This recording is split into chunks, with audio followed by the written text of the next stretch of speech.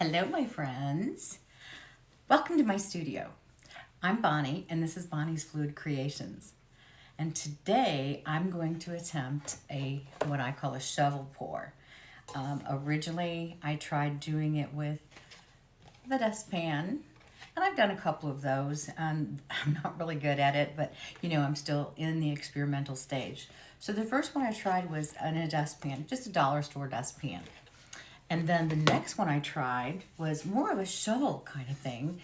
It's from our wood stove. It cleans out the ashes. Of course, I've cleaned it up, of course. But I found that I got good control with this. It's not as wide because I'm not pouring on great big huge canvases yet. And the sides were pretty good too, which contain the paint. So I have used this. Now what I'm going to try today is this baby. Now this is quite a bit deeper. It's the inner surface is still about the same as far as the width. It's got deeper sides. It doesn't have the lip over the top, so I'm gonna have to be a little cautious when I'm pouring the base down because I'm gonna do a ring pour inside here before I lay it out on the canvas. So this is what I'm gonna do, and that's why I'm calling it my shovel pour, because this is not a dustpan. It's kind of a shovel, right? So that's what I'm going to be doing today. And I'm going to be pouring on a I think this is a 14 by 18 inch canvas. Yeah. I've already got the back taped and my push pins in. So that's ready to go. I do have my base coat that I'm going to be using, and I really, really hope I've got enough of it here. This is Dioxazine Violet by Holbein. And, unfortunately, it's the last of it. So I think I'm going to like this color, so I better order me a bunch more. I do like the Holbein paints, by the way, just to let you know. The rest of my colors that I'm going to be putting the ring pour in, I don't have a clue yet. I've got a plethora of colors here. These are kind of leftovers from the last one. Actually, the last two, because I tried 2 of those dustpan pours. Oh well, I'll keep trying.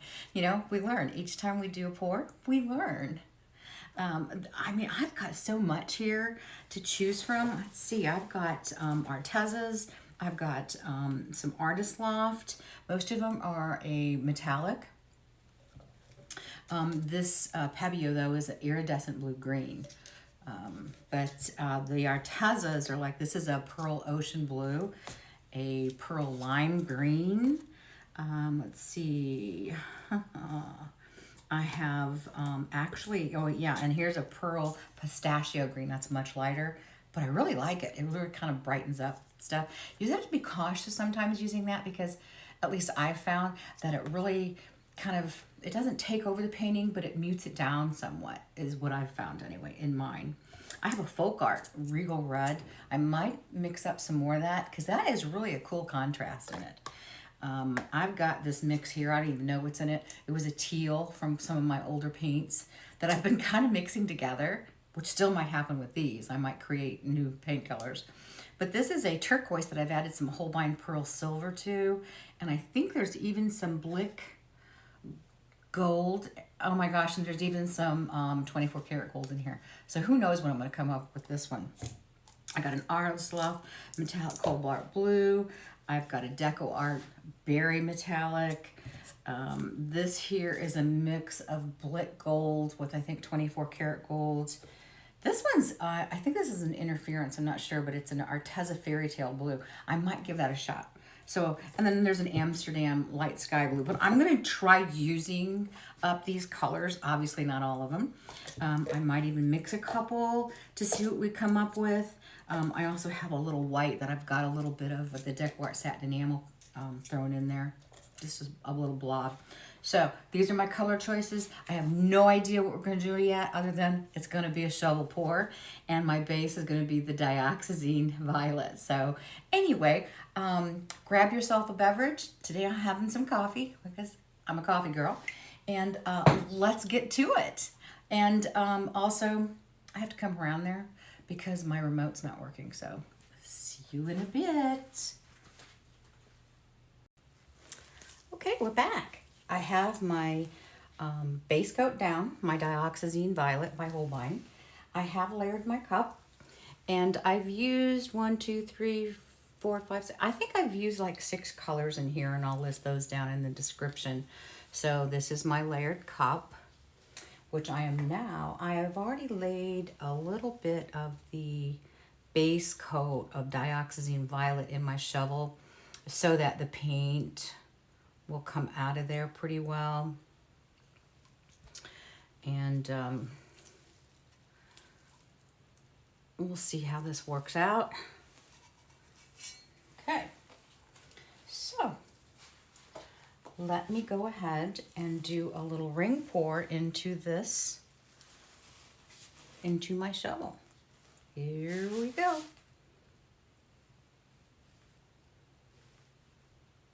And I always seem to mix up too much paint. We'll see how this works out. I tried to use a smaller cup, but you know, sometimes it just doesn't work out. Okay. So there's my shovel with my ring pour in there. I have some eye candy pigment in there. It is a crazy bright color, and I was hoping it would work well with this Dioxazine Violet. Okay, so I'm hoping I've got you in frame, and let's do this.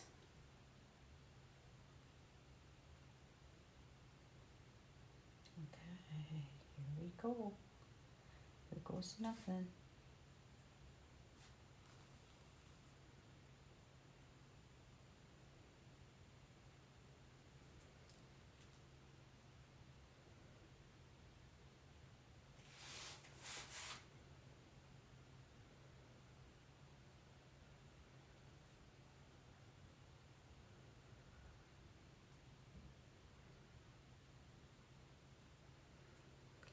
I'm noticing from the dustpan, the exit, or where the paint pours out of my shovel, is a little less area than my dustpan or my other shovel. What I'm talking about is this right here, this area right here. So let's let rest a minute. I am going to pop some bubbles.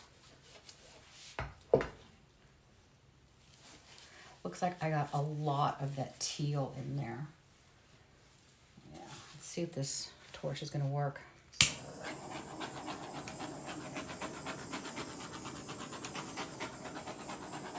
See how these colors are going to react to each other.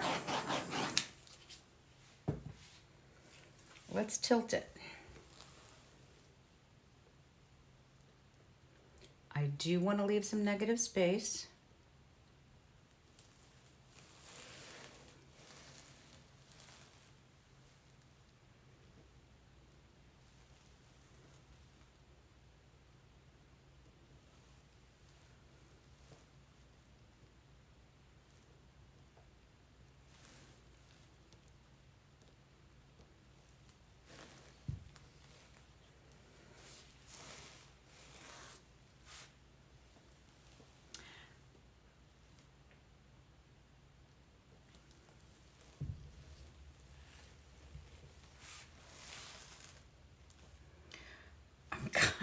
I'm kind of thinking I might end up getting some viscosity cells in this.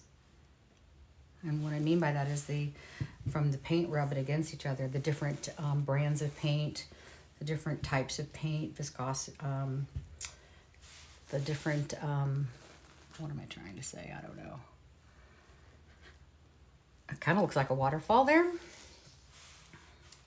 see, am I done with this? So, let me see what I think. The composition wise.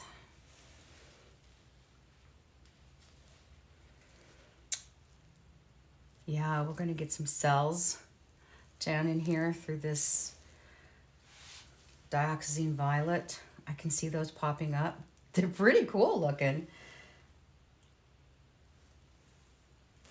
I am not quite sure because I used so many different colors in this, and I wished I hadn't to use so much of that teal, although it's a pretty color. It's got some of that Holbein silver in it. So this whole thing's going to have a bunch of shimmer to it because of that gold also. But I think what I'm seeing in through here is that color I put in, that mixture of the Blick gold with the 24 karat gold. Yeah, I'm thinking that's what this whole thing is about. Not that that's a bad looking area, but it certainly stands out from the rest. Kind of pushed all this teal down. Let's let it rest for just a minute and then we'll come back to it, okay? All right, my friends, so we are back. I have touched up my sides. Typically what I do is I paint the sides of the canvas first. Especially if I'm using a darker color like this Dioxazine violet. I'm wondering if it's going to dry as dark as Dioxazine purple, but this is a new color I'm experimenting with by Holbein, so we'll see what happens. In the meantime, what I'm seeing is I've got some really cool cells developing down through here into my base. I wasn't happy with what was happening up here. I'm dealing with it. It's not as bad as I thought. It gives it a little bit of character, but what I'm going to do is I'll tell you, I will list the colors below in the description, but I used more colors than this than I thought I did. As far as the Arteza colors goes, I used the Pearl Pistachio Green and the Pearl Lime Green along with the Pearl Ocean Blue. And then I also used that turquoise mix with had that turquoise with the Holbein Pearl silver in it, and it had a tad of the 24 karat gold. So that's going to get it some darn good shimmer. I have Artist Loft Metallic Cobalt Blue in here also. I started out actually in the bottom of the cup, I laid some Payne's Gray, which I'm kind of shocked that that didn't kind of come out through here. Along with it, there was some Amsterdam Light Sky Blue and some another metallic, the Folk Art Regal Red. And it's probably coming out like a copperish looking color. I'm not sure, but what you're seeing here is the eye candy mica powder that I used called Firebird Red. I don't know, it just blasted in my head at the last second when I saw it sitting there. Throw it in there. Let's see what happens. I had plenty of my base coat, so I had plenty to touch up. I even see it peeking through here. But I'm going to bring you down. We're going to do a little flyover because I want you to see some of the reaction that's happening here with these paints. It's really cool. I'm kind of digging on this, and especially the way it's kind of like doing this little, it kind of reminds me of little stars coming down. So anyway, let me bring you down so you can see what I'm talking about. Okay, so I apologize for these studio lights, the glare on there, but I'll turn those off in a second so we can see some shimmer. So as you can see, we've got quite a nice reaction going on with these different paints and the different brands of paints. It's just, again, I'm getting used to this here. I wasn't really fond of that, but I think because of that satin enamel that I put in with the white that I layered through, I'm getting those little puffy pearls. Okay, so let me turn this way because this is how, of course, it's going to be hanging as you saw it. Okay, look at those beautiful little cells or pearls that's developing in my base paint as it flowed down when I tilted. I find that to be so cool. I'm really excited. I hope it dries like this. I know that the Dioxazine violet will dry darker. And that's okay. I wanted a darker base, knowing it would dry darker. So here you have it. Now, let me turn off those studio lights. Oh, let me mention something else that I've done. I like to save what paints that I can.